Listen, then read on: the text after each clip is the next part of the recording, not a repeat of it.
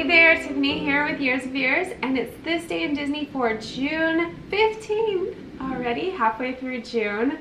Wow, the year is going fast and the summer is already kicking off way too fast for me because I love summertime. But anyway, that's okay. We're having fun today, and obviously we're going to be talking about, well, who knows? It could be Indiana Jones. It could be something, you know, with the river boats or whatnot, but actually today we're going to talk about food again and restaurants. Back in 1957 at Disneyland, a really cool restaurant opened up. Don DeFore's Silver Banjo barbecue restaurant opened up in Frontierland. So this is so cool because Don DeFore was a popular star at the time, and this is basically like, I don't know, if some popular star at our time decided to open up a restaurant and be the chef and hang out at a restaurant at Disney World. I think everybody would be pretty excited about that.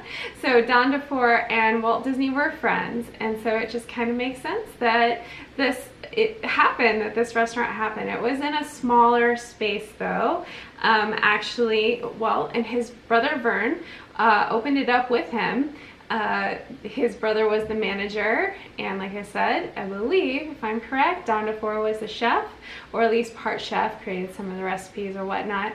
And then, so, you know, it was named after Don DeFore, and the Silver Banjo part is because they had a prized silver banjo that his father had given them.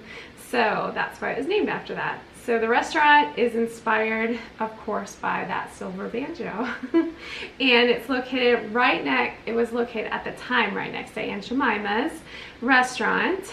And the Silver Banjo is the only concession at Disneyland with the name of a real living person. So actually at the time there was Art Linkletter owned the Kodak concessions, but his name wasn't on it. So this one was by a real living person's name was on it. So that's kind of cool.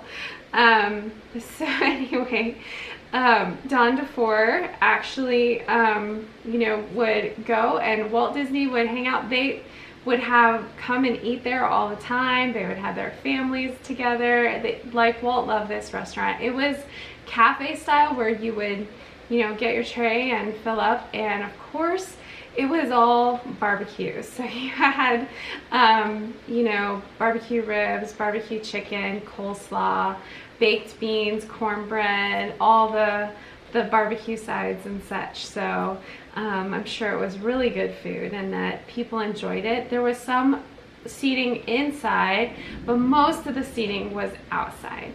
And like I said, this restaurant was small, and so at the time it had actually previously been where the Frito-Lay restaurant was. They're on Main Street, and so they moved the Frito-Lay restaurant for a bigger space. So technically the space really wasn't big enough, and that's why it didn't last as long as they wanted it to, and so they had to get out of there. The kitchen actually at the time was code, but coming into, you know, further closer to the 60s and stuff, it just wasn't big enough. It was a tiny kitchen. So they really had to let go of the space, and they actually expanded Aunt Jemima's into that space, unfortunately. But for the time, it was so fun, and you know, it was just a great place to go and eat barbecue because you could, you know, sit there and you could see the rivers of America and Tom Sawyer Island and all of that. It just, you could sit and enjoy that kind of food in that environment. It just made total sense. So it was a lot of fun for everyone. But they, like I said, they had to close it and expand Aunt Jemima's because that probably was too small too. So Don DeFore and his brother Verne weren't too happy, and they wanted a lasting commemorative piece at Disneyland. So they actually secretly put up a plaque, is the story that I've heard, they put a plaque up at the bottom of a door, and they did it on a very crowded day. I don't know if they did it or had someone else do it or a fan did it. I don't know. It was the 50s. What do I know? But they, you know, it was there, and Disney didn't really, the executives didn't know about it, but when they found out about it, they removed it. And apparently, as of the article that I read back in 2014, there were still plans to commemorate Don DeFore and Verne's Silver Banjo restaurant, barbecue restaurant over at Disneyland. So I don't know if they've commemorated it. Maybe you Disneylanders could tell me, because I wasn't able to find information on whether or not there's anything at Disneyland to commemorate this cute spot, cool spot to eat.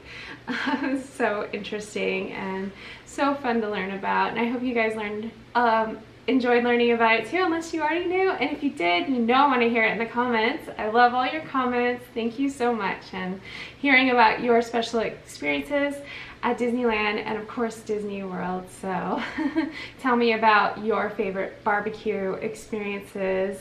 You know, there's lots of good barbecue here at Disney World in Florida. So what's your favorite? Right now, we've been loving Regal Eagle quite a bit over at the America Pavilion at Epcot.